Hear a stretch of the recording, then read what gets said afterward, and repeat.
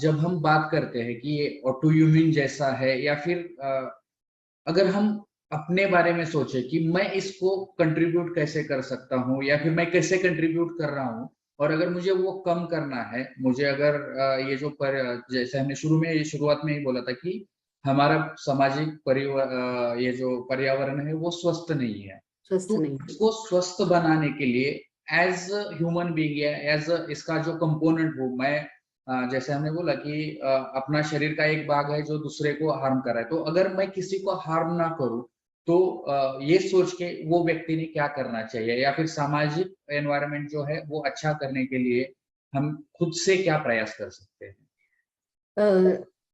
जो सामाजिक पर्यावरण की कई चीज, देखो मैंने अपना जो नाम है अपने एपिसोड का वो हमसे है जमाना है, तो हमसे सोसाइटी बनी, एक इंसान से अनेक इंसान से सोसाइटी बन रही है।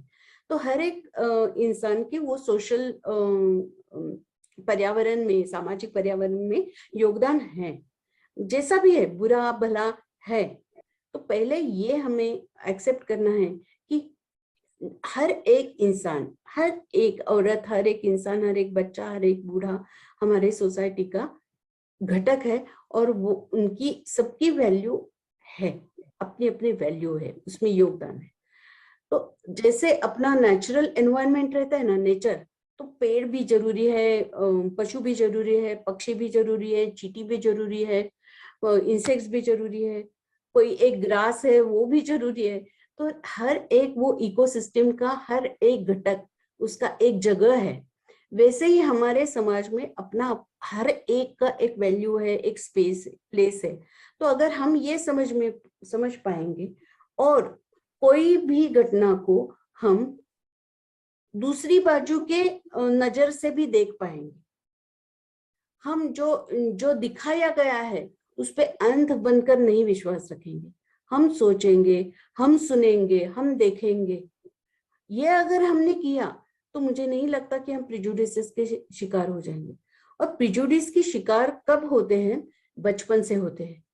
जो स्कूल में, जो घर में हम सुनते हैं, वही हम कैरी फॉरवर्ड करते हैं, वही हम बड़े होकर भी मान लेना चाहते हैं, क्योंकि हमको जो उसको इजी लगता है, हमारा ब्रेन इजी मार्ग चूज करता है, जो सबसे आसान तरीका है सोचने का वो चूज करता है। तो थोड़ा सा उसके जरिए के बाहर जाकर, उस तरीके के बाहर जाकर हमको सोचना है कि किसी और को, और के बिहेवियर को, बर्ताव को अगर हमें समझ लेना है तो उसके नजरिए से देखो। तो जो एम्पैथी वाली चीज है वो बहुत इंपॉर्टेंट है। दूसरी चीज है कि हेट या एंगर दूसरों से ज्यादा खुद का नुकसान करता है। हमें पता है कि निगेटिव इमोशंस किल आवरसेल्व्स। तो जो ये निगेटिव भावना है, एंगर है यानी गुस्सा, या तिरस्कार, या डर, ये सब चीज हमको ज्यादा धोखा पहुंचाती है। उल्टा अगर हम प्यार के बारे में बात करेंगे, या खुशी के बारे में बात करेंगे, सेटिस्फैक्शन, अचीवमेंट के बारे में बात करेंगे, तो ये सब है पॉजिटिव इमोशंस, और वो हमको बहुत हेल्दी भी बना देता है। तो तुम गलत सोच रहे हो, सीधा सोचो, ऐसे बोल के नहीं चलेगा। हम खुद को सोचना चाहिए, कोई भी परिस्थिति के बारे में, कोई भी विषय के बारे में, घटनाओं के बारे में, और रादर देन दूसरों को उसको दोष देने की वजह की जगह हम समझना चाहिए कि इसमें मेरा क्या योगदान हो सकता है, क्या ये सही करने में, या गलत है क्या, ये गलत होने में मेरा कुछ, इसको मैं जो गलत समझ रही हूँ उसमें मेरा कुछ विचार गलत हो सकता है क्या। तो ये हमको पहले से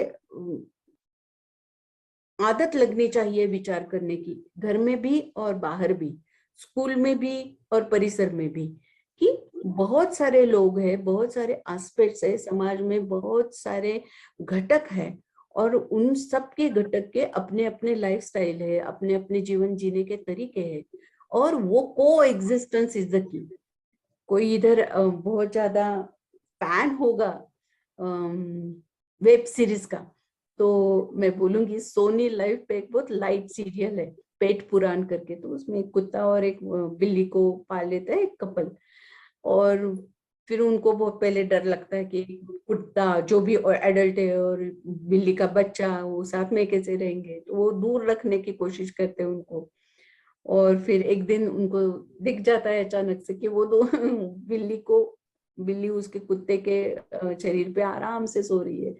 और वो फिर बोलता है, उनका इंटरकास्ट मैरिज होता है, फिर उनके माँ और सास के झगड़े, फिर ये सब इतने अच्छी तरह से लिए। तो उनका एक वो जो उन्होंने बोला है ना, ब्रीद वाक्य जिसको बोलते हैं कि को एग्जिस्टेंस इज द की, तो हमने भी ये मानना चाहिए कि को एग्जिस्टेंस इज द की। तो इस चीज के बारे में खुद का विचार करो, खुद को शांत रखो, खुद का निगेटिव भावनाओं के, प्रिजुडिसेस के, पूर्वग्रह के शिकार मत बनने दो, अफवाहों पे भरोसा मत करो। ये अगर और कोई शांति ढल रही है अपने मोहल्ले में, अपने गली में, अपने गांव में, अपने आजू बाजू में, कुटुंब में, तो उसमें कम्युनिकेशन रहना चाहिए, ये याद रखो। खुद होके कम्युनिकेट करो, एक दूसरे के बारे में क्या ग्रजेस है वो समझ लो। जो अगर इंटरपर्सनल भी हो, कपल भी हो, तो दूसरों का कहना क्या है वो पहले सुनो, अच्छी तरह से सुनना और फिर उसके बारे में सोचना, ये बहुत जरूरी लगता है मुझे।